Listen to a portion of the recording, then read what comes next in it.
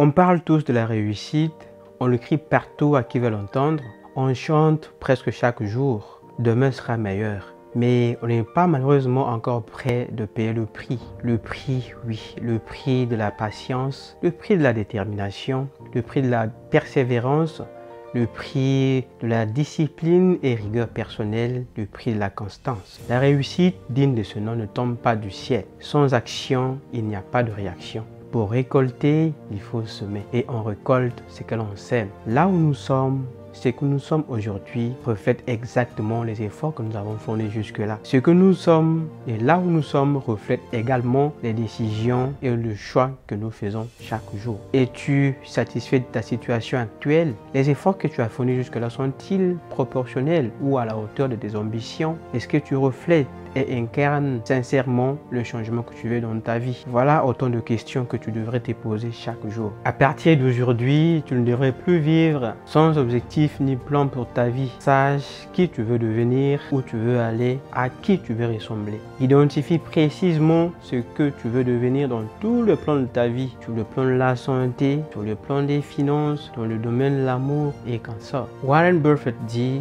homme fou vivant avec un plan a plus de chances de réussir qu'un génie vivant sans plan. Visualise ce que tu veux devenir, celui à qui tu veux ressembler. Incarne et reflète cette personne que tu veux devenir. Sache ce que tu vas faire dans les 5 prochaines années. On ne peut pas prétendre devenir footballeur professionnel en menant la vie d'un soulard. De même, on ne peut pas aspirer au mariage digne de ce nom en menant la vie de Tisa. Conçois un plan d'action bien précis pour tes objectifs. Imagine également les différents moyens pour y parvenir. Anticipe également les difficultés auxquelles tu pourrais faire face, tout en anticipant tout de même les moyens qui vont te permettre de surmonter ces fameuses difficultés. Prends la responsabilité de ta vie, compte d'abord sur toi-même. Ne compte pas sur personne ni sur l'État. L'État que tu dis tout le temps qui est démissionnaire, penses-tu que c'est encore raisonnable et rationnel que tu donnes la responsabilité de ta vie à ce dernier? Ne compte pas sur quelqu'un d'autre, mais d'abord sur toi-même, encore moins sur tes parents. Mel Robbins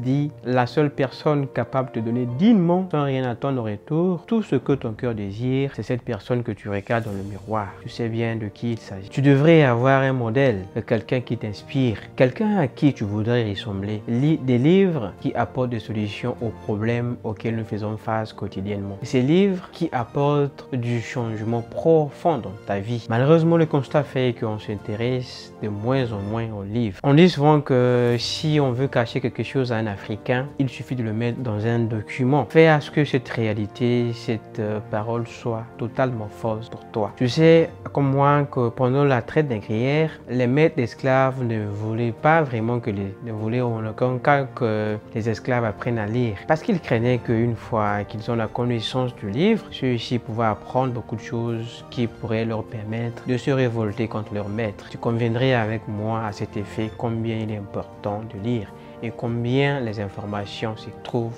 dans les livres. Les livres apportent du changement dans notre vie. Mark Twain dit: quelqu'un qui sait lire mais qui ne lit pas n'est pas supérieur à celui-là qui ne sait pas lire. Tu comprends encore une fois à cet effet combien il est important de lire des livres. Plus tu lis, plus tu vas découvrir des choses que tu n'as jamais apprises et que tu ne vas pas parfois apprendre quelque part d'autre. Lire des livres, c'est à cet effet agrandir son savoir et entrer dans un nouveau monde et créer de nouveaux horizons pour son avenir. Changer également sa façon de voir les choses et sa perception également du monde dans lequel nous évoluons. C'est ce petit message que je tenais à partager dans cet épisode et j'espère que celui-ci t'a été utile. Si c'est le cas, fais-le moi savoir en commentaire. Si en regardant la vidéo, tu as également pensé à quelqu'un qui ça peut être utile, la meilleure des choses à faire, c'est partager avec lui ce format. Si tu veux recevoir encore et encore ce genre de format, tu peux t'abonner à la chaîne afin que tu sois toujours informé des prochains épisodes que je mets en ligne régulièrement. D'ici, porte-toi bien.